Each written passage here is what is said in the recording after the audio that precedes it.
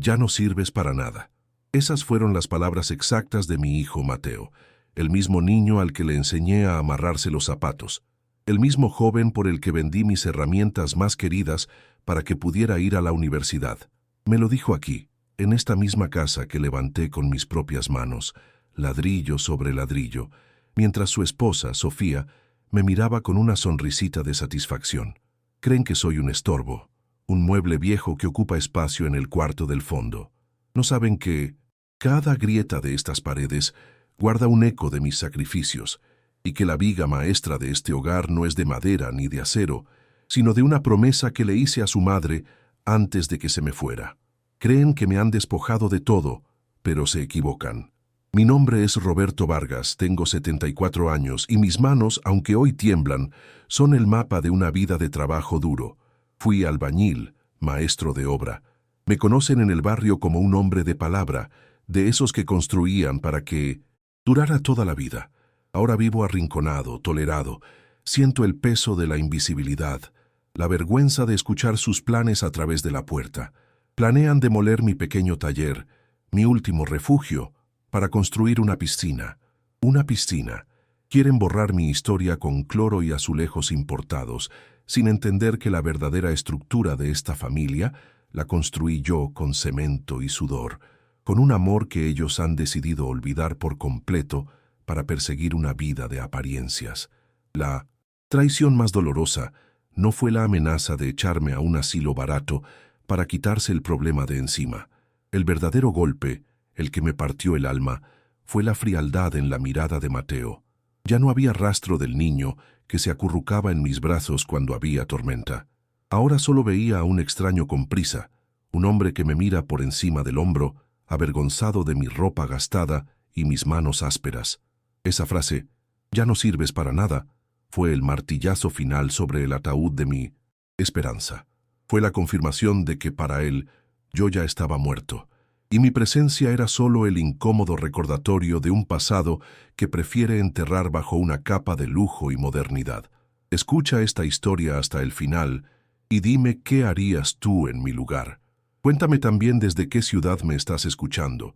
Quiero saber hasta dónde viaja el eco de un corazón roto, porque a veces, en el silencio de mi cuarto, me pregunto si soy yo el que está equivocado, si la vejez es realmente este destierro humillante que me ha tocado vivir. Me pregunto si en otras partes del mundo un padre se vuelve una carga tan pesada. Necesito entender si esta ingratitud es la nueva moneda con la que se paga toda una vida de amor y de entrega incondicional, o si todavía quedan almas que valoran las raíces de las que provienen. Ellos no tienen ni la más remota idea de lo que se esconde detrás de mi silencio. Pasan cada día junto a la puerta de mi habitación y solo ven a un viejo que se la pasa lijando. Un baúl de madera, un trasto inútil para ellos. Sofía, mi nuera, incluso sugirió tirarlo a la basura para hacer espacio. Lo que no sabe es que ese baúl, ese objeto que tanto desprecia, es el cofre que guarda el secreto de mi vida, la promesa que le hice a mi difunta Elena. Creen que mi único capital son los recuerdos y la pensión miserable que recibo. No imaginan que el verdadero valor no siempre hace ruido y que la paciencia es la mejor herramienta de un constructor. Se preparan para dar su golpe final para demoler mi taller y con él, mi dignidad. Planean sus fiestas junto a la piscina que aún no existe. Discuten sobre el color de los azulejos mientras yo escucho, inmóvil, del otro lado de la pared. Lo que no saben es que, mientras ellos trazan sus planes de demolición, yo estoy terminando de diseñar los míos. Unos planos que no se dibujaron con lápiz y papel, sino con las lecciones de toda una vida. Están a punto de descubrir que un hombre al que consideran inútil puede construir un futuro que ellos jamás imaginaron y, al mismo tiempo, enseñarles una lección devastadora sobre el verdadero precio del respeto. No siempre fui este anciano encorvado que se esconde en un cuarto. Yo crecí en el campo, en un pueblito donde el sol, y no el reloj, te decía cuándo empezaba el día.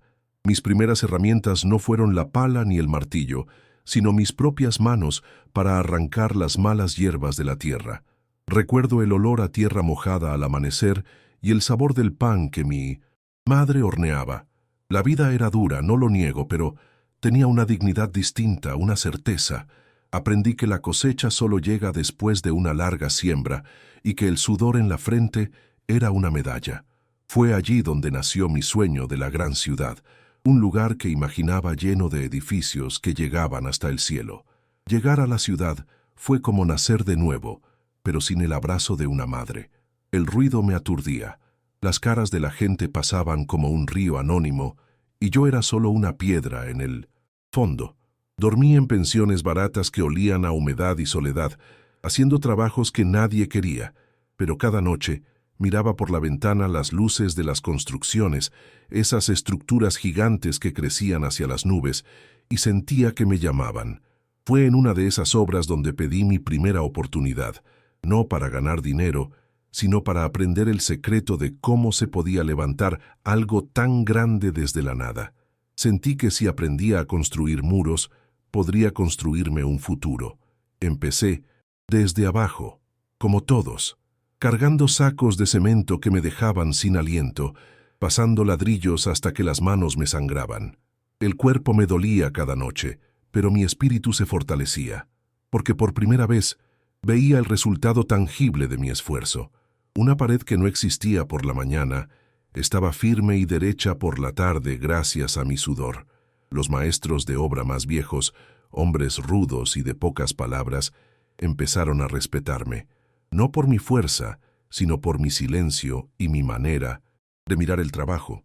Entendí que un buen albañil no solo une ladrillos con mezcla, sino que une la honestidad con la responsabilidad en cada línea que traza. Fue en una fiesta del barrio, de esas con guirnaldas de colores y olor a anticucho, donde la vi por primera vez, Elena. Ella no vio el polvo en mi ropa ni las callosidades de mis manos. Ella vio directamente a mis ojos. Su sonrisa tenía la calidez del sol de mi pueblo y su voz era la música que le faltaba a mi vida en la ciudad. Nuestro noviazgo fue humilde, de caminatas por el parque y refrescos compartidos en una banca. Ella fue mi ancla, la que transformó esa ciudad hostil en un hogar. Por ella, mis manos no solo querían levantar edificios para otros, sino construir el refugio donde crecería nuestro propio amor, nuestro pequeño mundo. Ahorramos cada centavo, privándonos de pequeños lujos que para otros eran normales. Compramos un terrenito en las afueras, en una calle que todavía era de tierra y se convertía en un lodazal cuando llovía. Recuerdo la cara de Elena, sus ojos brillando de emoción el día que traje los primeros ladrillos. Después de mis jornadas de trabajo, bajo la luz de una sola bombilla, levantaba las paredes de nuestro futuro. Cada ladrillo era una promesa, cada viga un sueño compartido. Mis amigos se burlaban, me decían que descansara, pero yo no estaba trabajando, estaba rezando con las manos, estaba construyendo el nido para la familia que tanto anhelábamos tener. El día que Mateo nació, sentí un tipo de orgullo que ninguna pared bien construida me había dado jamás. Sostener ese pequeño cuerpo en mis brazos, tan frágil y perfecto, me cambió para siempre.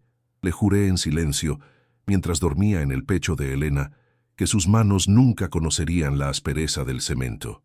Le prometí que sus hombros no cargarían sacos, sino una mochila llena de libros. Todas las horas bajo el sol, todo el cansancio acumulado, de repente cobraron un nuevo sentido.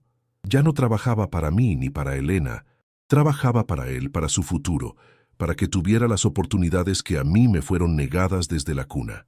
Tengo grabada a fuego la tarde en que le enseñé a manejar su primera bicicleta.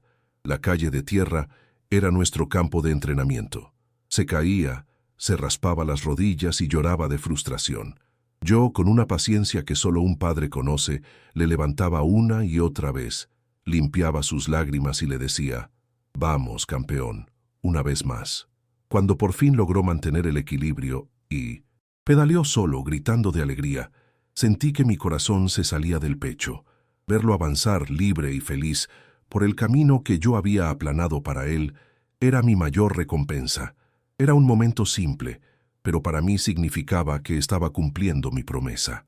En las fiestas patronales del barrio siempre lo subía sobre mis hombros. Era un niño pequeño y no alcanzaba a ver nada entre la multitud. Pero desde allá arriba, sobre mi espalda, Sus ojos se abrían como platos al ver los fuegos artificiales estallar en el cielo oscuro.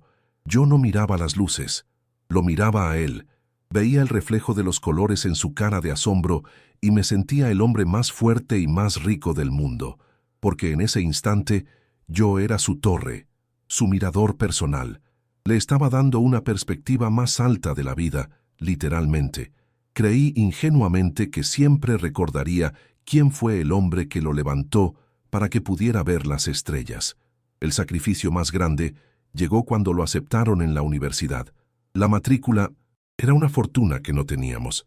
Sin decirle nada a nadie, una mañana fui al mercado de pulgas y vendí mi colección de herramientas antiguas, las que mi viejo maestro me había heredado. Eran mi tesoro, mi conexión con mi oficio. Cuando Mateo me preguntó por ellas, le mentí. Le dije que ya estaban viejas y que era tiempo de comprar nuevas, que mis manos eran mi mejor herramienta. Me creyó. Verlo con su título universitario años después fue el día más orgulloso de mi vida, pero también sentí una punzada de dolor por ese secreto, por esa venta silenciosa que financió su éxito. Elena siempre estuvo a mi lado. Ella era el cimiento silencioso de nuestra familia. Mientras yo construía paredes, ella construía un hogar. Administraba el poco dinero con una magia que nunca entendí y llenaba la casa de amor y olor a comida casera. Ella me advertía con cariño: Roberto, que nuestro hijo estudie, que sea un profesional, pero que nunca se olvide del olor del cemento, que nunca se avergüence de las manos de su padre. Ella entendía que el orgullo puede convertirse en soberbia y que la educación sin humildad no es sabiduría, es solo arrogancia. ¿Cuánta falta me hace su sensatez ahora? ¿Cuánta falta me hace su mano deteniendo la mía? Con el tiempo, me convertí en maestro Roberto para todos en el barrio. Si a alguien se le rompía una tubería o necesitaba reforzar un muro, venían a buscarme. Nunca cobraba lo que valía mi trabajo. Aceptaba un plato de comida, una conversación, un Dios se lo pague, maestro. Mi palabra valía más que un contrato firmado. La gente me respetaba, me saludaba en la calle con un cariño genuino. Construí una reputación sólida como la de mis muros. Es la ironía más cruel de mi vida, ser un hombre respetado por todos, un pilar en mi comunidad, y al mismo tiempo ser considerado un inútil por la única persona cuya opinión realmente me importaba. Cuando Elena se me fue hace 10 años, la casa se llenó de un silencio que ninguna palabra podía llenar. El color se fue de las paredes y mi vida se volvió gris. Me volqué en mi trabajo y en Mateo, tratando de ser padre y madre a la vez, tratando de mantener viva la promesa que le hice a ella. Pero mi duelo me dejó vulnerable.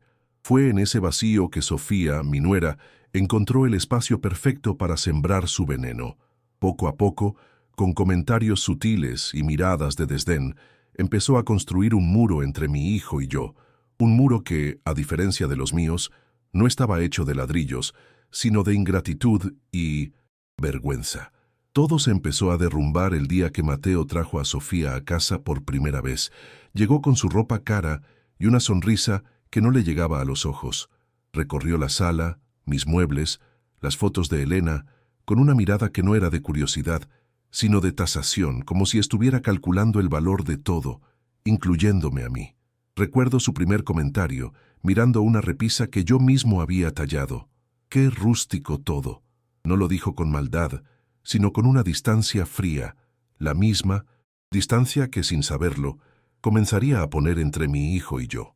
Fue la primera grieta en los cimientos de nuestro hogar. Los almuerzos de los domingos, que antes eran nuestra fiesta sagrada, se convirtieron en un tribunal silencioso. Sofía cambió el menú, la música y sobre todo los temas de conversación. De repente, en mi propia mesa se hablaba de viajes a lugares que no sabía ubicar en el mapa, de marcas de lujo y de cenas con gente importante de su trabajo. Yo, con mis historias de andamios y mis anécdotas del barrio, me quedaba mudo. Mis palabras ya no encajaban, eran de otro material, de otro tiempo. Me sentí como un invitado extraño, un adorno fuera de lugar en la nueva vida que estaban construyendo sin mí. La humillación llegó en pequeños gestos, como gotas de agua que horadan la piedra. Compraron un sofá nuevo, de un color blanco impecable, casi ofensivo. Un día, llegué de ayudar a un vecino con una gotera, con las manos todavía oliendo a trabajo. Al ir a sentarme, Sofía saltó como si hubiera visto una cucaracha. «Papá, por favor», dijo en voz alta para que Mateo la oyera. «No te sientes ahí, que vienes sucio y lo vas a manchar». Mateo bajó la mirada, no dijo nada. Se quedó callado, y en su silencio sentí el peso de la vergüenza, el frío de saber que yo era la mancha en su vida perfecta. Intenté conectar, aferrarme a lo que nos unía. A veces, en la sobremesa, empezaba a contar alguna historia de mis años en la construcción, de algún desafío vencido o de algún compañero entrañable. Creía que a Mateo le gustaría recordar, pero mis relatos eran interrumpidos por un bostezo de Sofía o una frase lapidaria. «Ay, esas historias de la construcción ya aburren un poco, ¿no cree?» Y Mateo, en lugar de defender la memoria de su padre, sonreía débilmente y cambiaba de tema. Así aprendí a callar. Enterré mis recuerdos para no incomodarlos, para no ser una molestia con mi pasado de pobre. El siguiente paso fue mi exilio a la cocina. Empezó como una sugerencia amable de Sofía un domingo que tenían invitados importantes. Dijo que quizás yo estaría más cómodo allí, para no agobiarme con tanta gente. Acepté para evitar una discusión, para no poner a Mateo en una situación incómoda.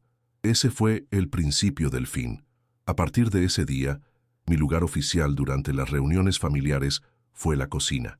Comía solo, en un pequeño taburete, mientras escuchaba sus risas y conversaciones al otro lado de la puerta. El olor de la comida que Elena y yo compartimos en esa mesa ahora me llegaba desde la distancia. Mi cumpleaños número 73 llegó y se fue sin que nadie se diera cuenta. Esperé todo el día, con una esperanza tonta, infantil, una llamada, un abrazo, quizás un pequeño pastel. Nada. Estaban demasiado ocupados planeando un viaje de fin de semana a la playa. Escuché cómo hacían las maletas, cómo reían emocionados por su escapada. Mi existencia se había vuelto tan insignificante que el día que vine al mundo era una fecha irrelevante en su calendario.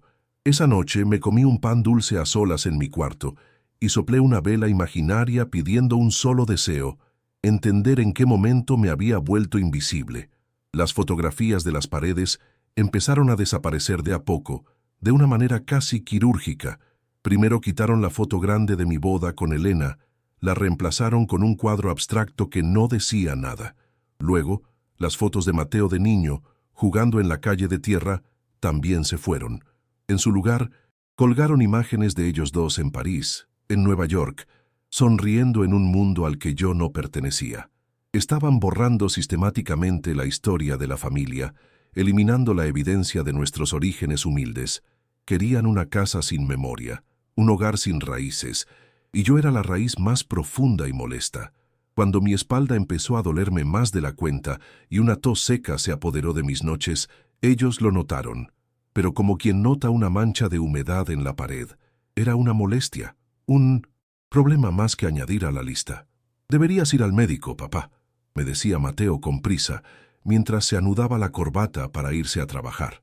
Nunca se ofreció a llevarme, nunca me preguntó si necesitaba algo. Mi deterioro físico no les causaba compasión, sino impaciencia. Era otra prueba más de mi inutilidad, otro argumento para convencerse a sí mismos de que yo era efectivamente una carga que se hacía cada día más pesada. Si me pedían algo, nunca era con cariño. Era una orden disfrazada, de favor que solo reforzaba mi condición de desocupado. «Papá, ya que no haces nada productivo, al menos podrías quedarte a esperar al técnico del Internet», me decía Sofía sin mirarme. El mensaje era claro: mi tiempo no valía nada. Mi única función en su esquema era la de un sirviente sin sueldo, un vigilante de sus comodidades.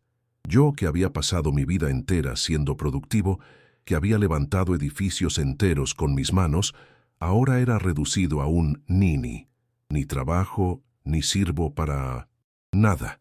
La injusticia se me anidaba en el pecho como un pájaro de mal agüero. Empezaron a quejarse del dinero, siempre en voz alta para que yo los escuchara.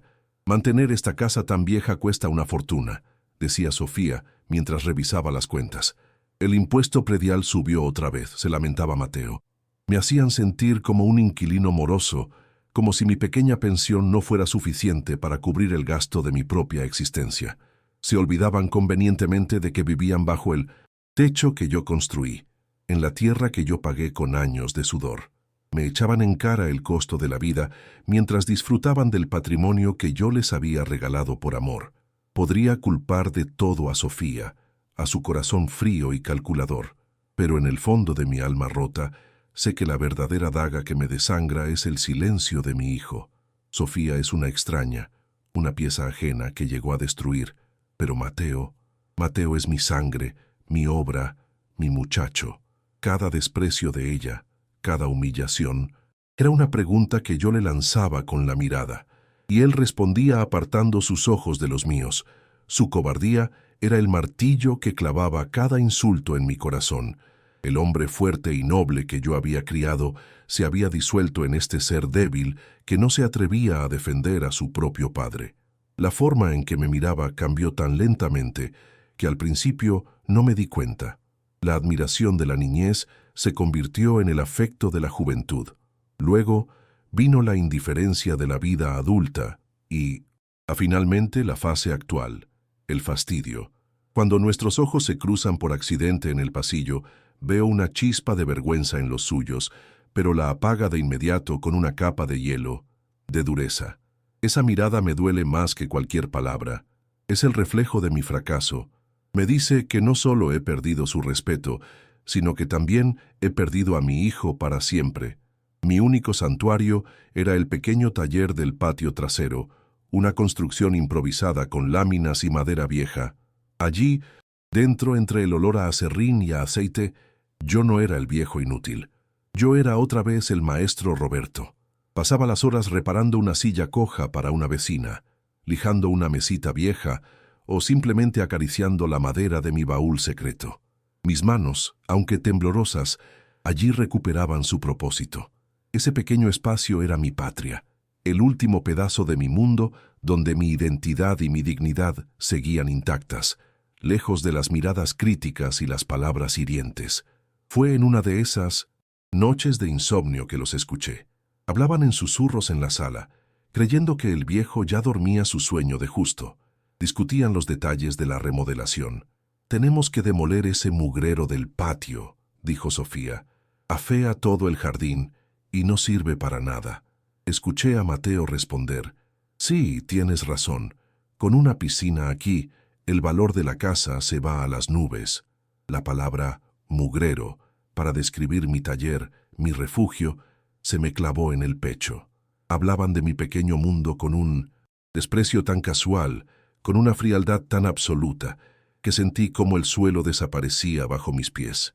A la noche siguiente, durante la cena, lo hicieron oficial. Con una copa de vino en la mano, anunciaron su gran proyecto. «Papá, hemos decidido que vamos a construir una piscina», dijo Mateo con un tono que no admitía discusión. «Será bueno para la casa». Junté todo el valor que me quedaba, un valor que no sabía que aún tenía, y mi voz salió como un hilo tembloroso. «Hijo, la piscina es una buena idea», mentí. «Solo te pido una cosa, respeta mi taller. Es lo único que tengo». No pedía la casa, ni el dinero, ni siquiera el respeto. Solo pedía mi pequeño rincón de mundo. La reacción de Mateo fue volcánica, una erupción de años de resentimiento contenido y de veneno instilado por su esposa. Se puso de pie de un golpe, tirando la silla hacia atrás. «Por favor, papá», gritó, con la cara roja de ira. «¿Qué vas a hacer ahí? ¿Clavar 2 tablas? ¿No te das cuenta de que estorbas? ¿De que tus cosas viejas solo acumulan polvo?» Cada palabra era un latigazo. Me acusó de vivir en el pasado, de no entender su nueva vida, de ser un ancla que no lo dejaba progresar. Sofía lo miraba con orgullo, como un general que ve a su mejor soldado aniquilar al enemigo, y entonces vino el golpe de gracia, la frase que lo resumió todo, la que resonará en mi cabeza hasta el día de mi muerte. Se acercó a mí, me señaló con el dedo, y con un desprecio que jamás olvidaré, pronunció la sentencia. «Mírate, estás viejo, tus manos tiemblan, ya no sirves para nada. Acéptalo de una vez por todas». No hubo más que decir. La sonrisa de satisfacción en el rostro de Sofía fue la firma en mi acta de defunción emocional. Me levanté de la mesa, sin hacer ruido, y caminé hacia mi cuarto. Cerré la puerta y sentí cómo la casa que construí con tanto amor se derrumbaba sobre mí. Después del portazo, mi cuarto no se llenó de rabia ni de lágrimas, se llenó de un silencio helado, una claridad terrible. Todas las pequeñas humillaciones, las miradas de desprecio y las palabras hirientes de los últimos años se acomodaron en mi interior, formando una sola pieza, dura y afilada. La última hebra de esperanza que me ataba a la ilusión de una familia se había cortado. Ya no había nada que esperar, nada que perdonar. Con una calma que me sorprendió a mí mismo, me acerqué al viejo baúl de madera, el que mi nuera quería tirar a la basura. Pasé la mano por su tapa lijada y supe que el momento había llegado. Las bisagras protestaron con un quejido familiar, como si compartieran mi dolor. El interior olía a madera de cedro y a papel viejo, el aroma de un secreto bien guardado. Mateo y Sofía seguramente imaginaban que ahí dentro solo había herramientas oxidadas o recuerdos sin valor. Pero no. Lo que el baúl protegía eran varias carpetas de cartón, ordenadas meticulosamente por año, con unas manos que mi hijo había declarado inútiles, unas manos que supuestamente solo temblaban. Saqué la primera carpeta. Se sentían firmes, decididas, como si supieran que su verdadero trabajo apenas estaba por comenzar. La hora de la verdad había sonado. Dentro de la primera carpeta no había cartas de amor ni fotografías. Había títulos de propiedad, varios terrenos comprados hace más de 40 años en una zona que en ese entonces era solo un descampado polvoriento en las afueras de la ciudad. Nadie daba un peso por esas tierras. Pero yo, un hombre que entiende de cimientos, supe que la ciudad crecería, que se expandiría como una mancha de agua. Hoy ese descampado es una de las zonas comerciales más codiciadas, un lugar donde las grandes empresas matan por 1 metro cuadrado. Los papeles amarillentos en mis manos no eran solo tierra, eran el testimonio de mi paciencia. Saqué una segunda carpeta. Esta contenía certificados de acciones. Eran de una de las constructoras más grandes del país, la misma para la que trabajé durante tantos años. Los compré siguiendo un consejo, invirtiendo una pequeña parte de mis ahorros, una cantidad que no nos quitó el pan de la boca a Elena y a mí. En ese entonces no eran más que papeles de colores, pero con las décadas, con el crecimiento de la empresa, con las divisiones y los dividendos reinvertidos silenciosamente, esos papeles se habían multiplicado como los ladrillos de una obra infinita. Representaban una fortuna que Mateo, con su sueldo de gerente y su vida de lujos, no podría amasar ni en 3 vidas. Esta riqueza no fue un golpe de suerte ni el premio de una lotería. Fue una recompensa al carácter, un pago por un acto de decencia. Ocurrió una tarde de lluvia, en una obra. El dueño de la constructora, don Armando, un hombre bueno pero ya mayor, resbaló de un andamio. Hubo un estruendo de metal y madera y un grito. El pánico se apoderó de todos. Los demás obreros corrieron hacia afuera, temiendo que toda la estructura se viniera abajo. Vieron el peligro, el riesgo, la posible tragedia. Yo solo vi a un hombre, a un ser humano, atrapado entre los fierros, necesitando ayuda desesperadamente. Sin pensarlo 2 veces, corrí hacia adentro. El instinto de constructor me guió. Mientras otros gritaban desde lejos, yo evalué la estructura, vi la viga que amenazaba con ceder y la apuntalé con mi propio cuerpo. Aparté los escombros con las manos desnudas hasta que pude llegar a él. Don Armando estaba herido, pero vivo. Lo saqué de allí, cargándolo sobre mi espalda, la misma espalda que ahora dicen que está encorvada y no sirve para nada. No lo hice por heroísmo, sino por un principio básico de mi oficio y de mi vida. Si ves una grieta, si ves un pilar a punto de caer, tu deber es asegurarlo. Don Armando era un hombre millonario, pero sobre todo era un hombre de honor. Unas semanas después me mandó llamar a su oficina, un lugar lujoso que yo jamás había pisado. No intentó pagarme con un fajo de billetes, eso hubiera sido un insulto a mi gesto. En cambio, me miró a los ojos y me habló como un amigo. Me regaló esos terrenos. La tierra es noble, Roberto. Nunca traiciona a quien la cuida, me dijo, y luego me dio el consejo que cambiaría mi vida. Invierte algo en mi empresa. Confía en el ladrillo, es lo que tú y yo conocemos. Construye tu futuro en silencio, como construyes tus muros. Llegué a casa esa noche y le conté todo a Elena. Vacié los documentos sobre nuestra humilde mesa. Ella no saltó de alegría. Al contrario, se quedó pensativa un largo rato y luego me tomó las manos. «Roberto», me dijo, con esa sabiduría que solo ella tenía, «este dinero no es un regalo, es una prueba. Nuestro Mateo tiene que aprender a ganarse la vida, a sentir el orgullo de su propio esfuerzo. Si le damos esto, le robaremos la lucha, lo haremos débil». Esa noche hicimos un pacto. Guardaríamos el secreto, no por egoísmo, sino por amor, para proteger a nuestro hijo del veneno del dinero fácil. Y así viví una doble vida durante décadas. De día era el maestro Roberto, el albañil de overol manchado de cemento que volvía a casa cansado para cenar un plato de frijoles. De noche, en la intimidad de mi matrimonio, era el guardián de un patrimonio que crecía en silencio, como un árbol robusto. Nunca tocamos ese dinero. Seguimos viviendo con humildad, porque entendimos que nuestra verdadera riqueza no estaba en el banco, sino en los valores que le enseñábamos a Mateo. El secreto no era una carga, era una promesa de amor a mi esposa y una prueba constante a mi propio carácter. La decisión de romper esa promesa no nació del insulto de Mateo, nació de lo que escuché 2 noches después, cuando el eco de sus palabras todavía retumbaba en mis oídos. Los oí cuchichear en la cocina. No hablaban de la piscina, hablaban de mí. «Estuve buscando en internet», dijo Sofía en voz baja. «Hay asilos bastante baratos por la zona industrial. Podríamos quitarlo de en medio antes de empezar la demolición». «Quitarlo de en medio». No dijeron llevarlo ni mudanza. Dijeron quitarlo de en medio, como a un escombro, como a la basura. Ahí supe que ya no había nada que proteger. El dolor de esa frase apagó la última brasa de afecto que quedaba en mi corazón. En su lugar, nació una determinación fría como el acero. Comprendí por fin el verdadero propósito de las palabras de Elena. El dinero no era una herencia para Mateo, nunca lo fue. Era una herramienta, una lección. La lección final de un viejo maestro de obra. Una lección sobre el verdadero significado del valor, del respeto y de la dignidad. Iba a usar cada centavo no para vengarme, sino para construir algo que ellos, con toda su ambición, nunca podrían destruir. Iba a enseñarles lo que un hombre inútil es capaz de edificar. Abrí una vieja libreta de contactos, esa donde guardaba los teléfonos de proveedores y clientes de confianza.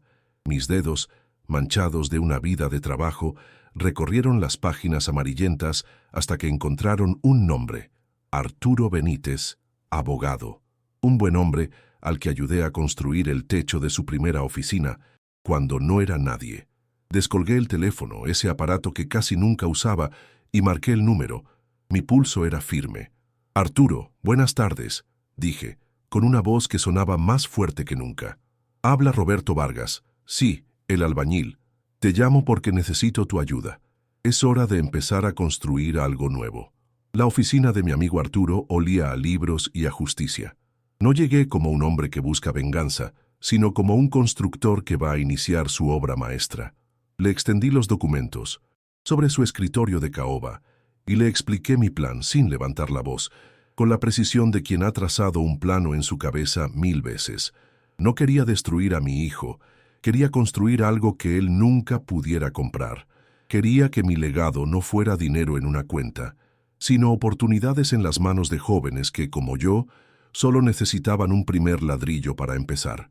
Arturo me escuchó en silencio, con los ojos húmedos. Al final, solo asintió y dijo: «Manos a la obra, maestro». «Roberto».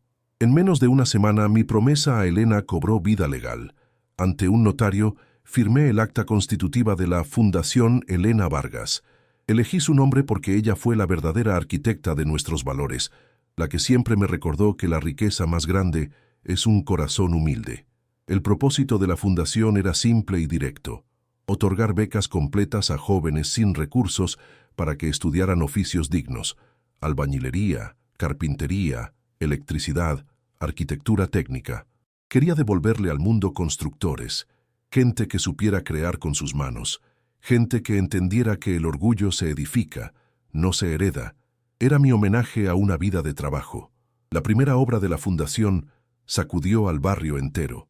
No empezamos con un pequeño donativo. Anunciamos la construcción de un gran centro comunitario en el corazón de nuestra colonia. Un edificio con talleres de última generación, aulas para clases, una biblioteca y hasta un pequeño parque para los niños. La noticia corrió como pólvora. Un donante anónimo, decían, un alma caritativa que quería invertir en el futuro de nuestra gente.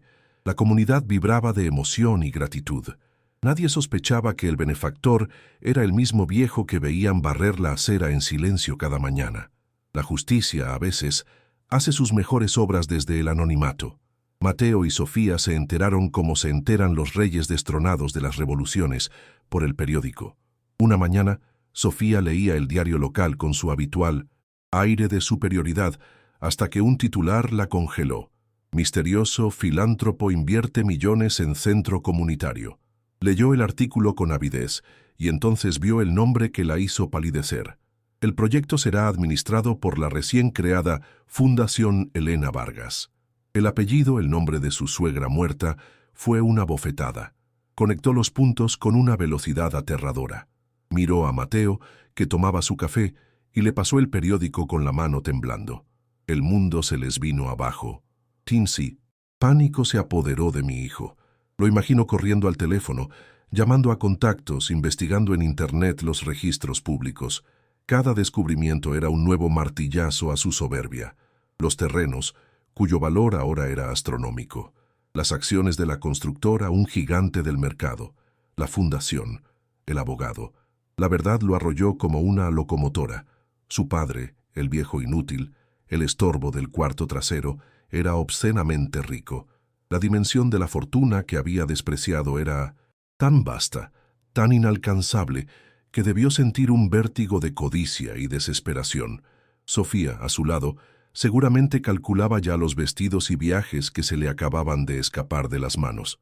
Esa misma tarde llamaron a mi puerta, no con la indiferencia de siempre, sino con la falsa humildad de los mendigos. Mateo sostenía una bandeja con mi plato de comida favorito, todavía caliente. Sofía intentaba esbozar una sonrisa que parecía más una mueca de dolor. «Papá», balbuceó mi hijo, «necesitamos hablar. Hemos sido unos necios, unos ingratos. Por favor, perdóname, te lo suplico». Su voz, que días antes había sido un látigo, ahora era un susurro lastimero. No buscaban el perdón de un padre, buscaban la chequera de un millonario. Su arrepentimiento olía a la más pura y desesperada ambición. Los miré fijamente, primero a la bandeja de comida, un soborno tan burdo y patético, y luego a sus ojos. Busqué un atisbo de remordimiento genuino, una sola chispa de amor filial. No encontré nada. Solo vi el reflejo del miedo, la sombra de la avaricia. Con la misma calma con la que había aceptado mi destino de ser un inútil, ahora aceptaba mi nuevo papel. «No tengo nada que perdonarles», respondí, y mi voz sonó firme, como una pared recién construida. «Ustedes tomaron sus decisiones con total libertad. Ahora permítanme tomar las mías». Y sin más, cerré suavemente la puerta, dejándolos solos en el pasillo con su teatro y su cena fría. Me recargué en la puerta, escuchando sus murmullos, incrédulos al otro lado. En este momento tengo todo el poder. El dinero que guardé por una promesa de amor ahora es un arma o una herramienta. Podría destruirlos, dejarlos en la ruina moral que se merecen. Podría perdonarlos y ver si el dinero los transforma milagrosamente. O podría simplemente seguir mi camino, ignorarlos para siempre y dedicarme a construir un futuro para otros. El secreto me ha dado la libertad, pero también el peso de la decisión final. Si tú tuvieras este secreto, ¿qué harías ahora? No se rindieron, por supuesto.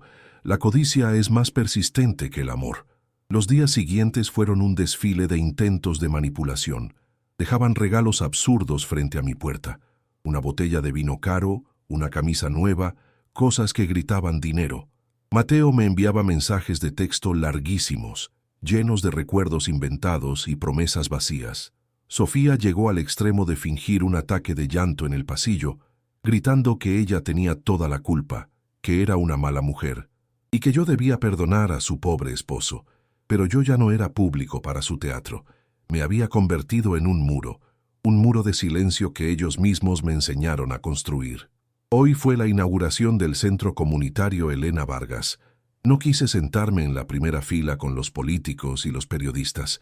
Mi lugar estaba en una banca del parque, observando desde lejos. Mientras hablaba el alcalde, un joven se me acercó, uno de los primeros becados de la fundación. Con los ojos brillantes, me mostró los planos de un pequeño puente que diseñó para el jardín.